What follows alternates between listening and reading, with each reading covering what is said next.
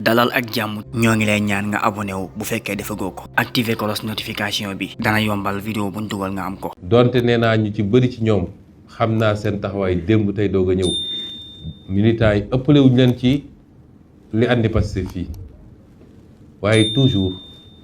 ñun ñëpp nañu ànd ak humilité. damay recevoir léeg-léeg ay nit ay kilifa politique ñu ne ma dañoo bëgg a ànd ak ñun may leen da ngeen di ñëw naa ko keroog nee naa acteur politique bu ne fii Sénégal tey en tout cas la ci ëpp bu ñu sañoon Pastef la ñuy àndal wax jee bëri rek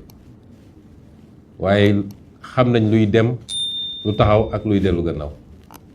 te ku sañ looy def da ngay seet luy dem nga ànd ci donc li ci ëpp suñu sañoon dañuy ànd ak Pastef te li ci ëpp dinañu àndi si ak Pastef tôt ou tard incha allah mais ce que je leur dis Pastef dafa am histoire te histoire bi simple histoire bi gën a jafe ci histoire politique Sénégal Pastef moo ko am amoon na yu fi am ak amaat fi du ma ne moo ëpp mérite parce que pour man ñi ubbi démocratie sénégalaise ci jamono joo xam ne jamono ju métti la woon Pastef ëpp leen mérite ñu nekkoon jamono clandestinité nga xam ne da ngay def say manifeste di ko séddale guddi ñu lay dàq defe naa moom ñam nañ buñ la jàppee kaso nga jëm ñooñu ñun ëpp ñu leen mérite. ñi xeex ba imposer multipartisme imposer démocratie élection woote ba pare préfet jël urne bi yóbbu këram di compter ñooñ doon xeex ba loolu dañ fi ëpp ñu leen mérite te ñu ko daan def jamono ju méttee ñun tey da ngay toog fii ñu toog ne rek wóor na ma am na ñu bëri ñoo xam ne posté nañu dara ay milliers de personnes gis ko jamono jooju benn télé fi amoon benn rajo te pouvoir bee ko yoroon donc da ngay obligé di def physiquement le terrain ñooñu am nañu mérite kon néew ma ñun ñoo fi ëpp mérite mais en termes d'épreuves vécues la dureté des épreuves vécues gaw ma ni am na ku ci ëppale Pastef ba tax loolu tam ñu nangul ko militants yi fi newoon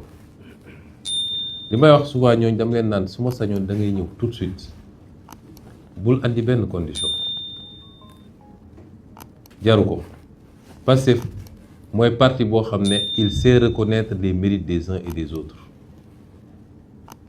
soxlawul ngay ñëw ak condition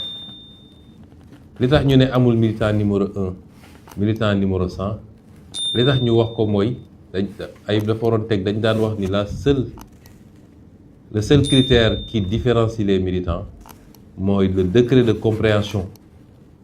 du combat du parti et le degré d'engagement pour l'atteinte de ses objectifs loolu rek la moo tax nit ñëw na ci parti bi nit jiitu ko fi foofu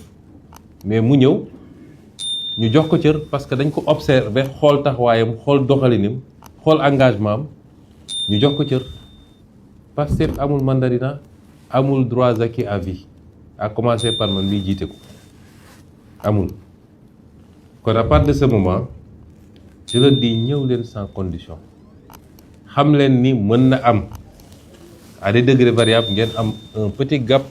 de légitimité quand vous arrivez dans le parti c'est tout à fait normal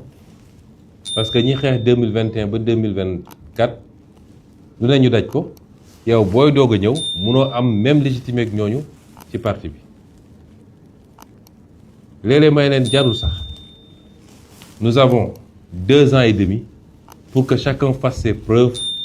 parce que le cap ça doit être 2029